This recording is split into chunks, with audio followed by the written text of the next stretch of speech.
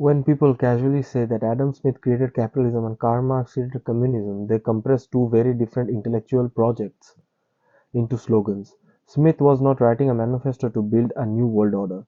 He was analyzing an emerging system and attempting to understand how markets, incentives, labor, capital interacted with it. His The Wealth of Nations was descriptive and reformist, not revolutionary. Marx, by contrast, was not merely analyzing capitalism, he was dissecting it with the explicit aim to demonstrate why it could not endure. His central work, Thus Capital, is not a utopian blueprint but a forensic examination of how power, labor, and ownership interact under capitalism and why those interactions generate conflict, crisis, and eventual systematic breakdown.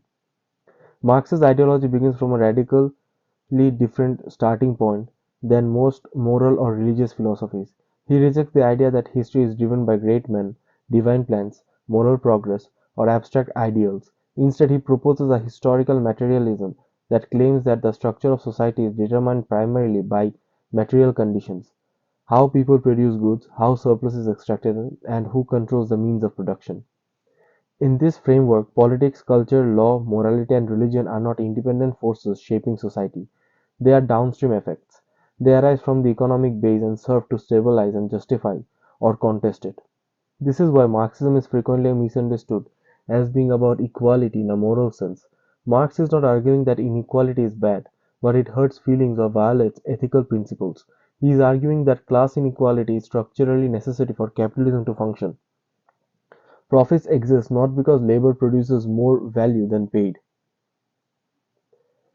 it is paid, and this surplus is appropriated by those who own capital. From this perspective, exploitation is not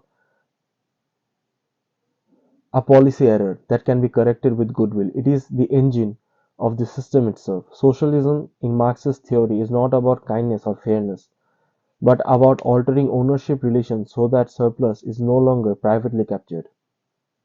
Religion enters this framework not as an ideological question but a structural one. Marx doesn't begin by asking whether God exists or whether religious belief is intellectually valid. He asks what religion does within a given mode of production. His conclusion is that religion functions as a part of the ideological superstructure. It provides narratives, meanings, and moral frameworks that help people endure conditions they didn't choose and cannot easily escape. Religion explains suffering in a metaphysical terms, transforming material deprivation into spiritual trial and divine will or karmic consequence. This is this is the context behind Marx's famous description of religion as the opium of the people. The phrase is often misread as a sneer, but it is closer to a clinical observation. Opium dulls pain without curing the disease. Religion, in Marx's analysis, soothes the physiological as well as the psychological distress created by exploitation without addressing the economic structure that produces it. By promising redemption in another world, it reduces pressure to demand justice in this one. By framing hierarchy as a sacred or inevitable, it normalizes inequality. By encouraging patience, humility, and obedience, it stabilizes system of domination. From a Marxist standpoint, religion also interferes with causal clarity. If poverty is explained as divine testing, moral failure, fate, or cosmic balance, then the economic mechanisms that generate poverty fade into background. Marxism insists that suffering has identifiable material causes: wage relations, property laws, enclosures, colonial extraction, and capital accumulation.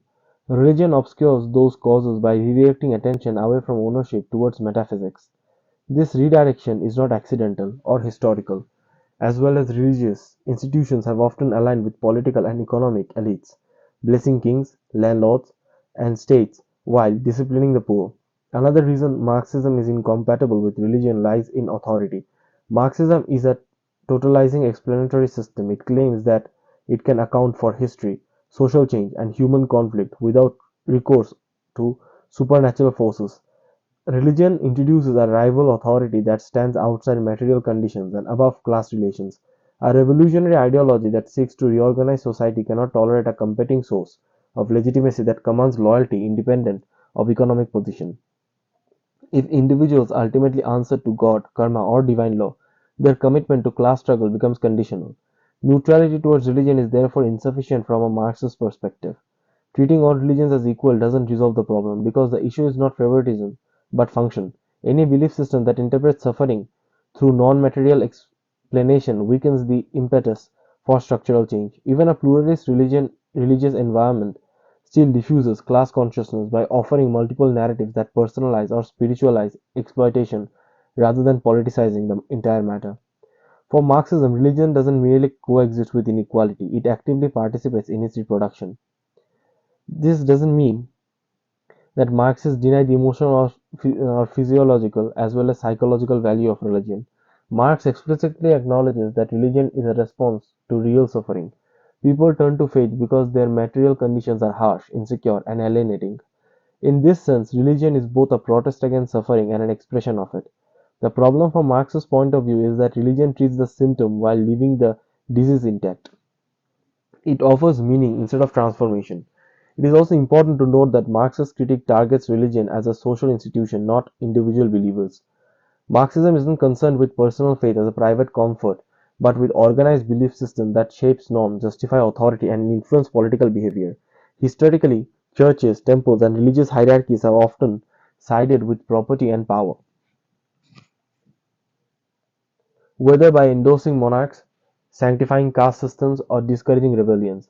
These patterns reinforce Marx's view that religion is structurally aligned with domination, even when its language emphasizes compassion. In contrast, Adam Smith's framework leaves ample space for religion. Smith believed market operated within a moral universe shaped by norms, sympathy, and restraint concepts he explored in the theory of moral sentiments. Capitalism, in Smith's conception, didn't require the eradication of religion because it did not claim exclusive authority over meaning or morality. Marxism does. Where Smith saw markets as one institution among many, Marx saw the economic base as the decisive foundation upon which all other institutions rest. Ultimately, Marxism's opposition to religion is not rooted in aesthetic arrogance or cultural hostility, it is rooted in incompatibility. Marxism defends that suffering be understood as a product of material relations and that liberation comes through collective restructuring of those relations. Religion explains suffering in ways that deflect attention from ownership and power, offers consolidation as well as consolation instead of confrontation, and divides loyalty between earthly struggle and transcendent hope. From within Marx's theoretical system, religion is not merely false, it is counter-revolutionary. This is why communist movements, when they gain state power, often sought to marginalize or suppress religion.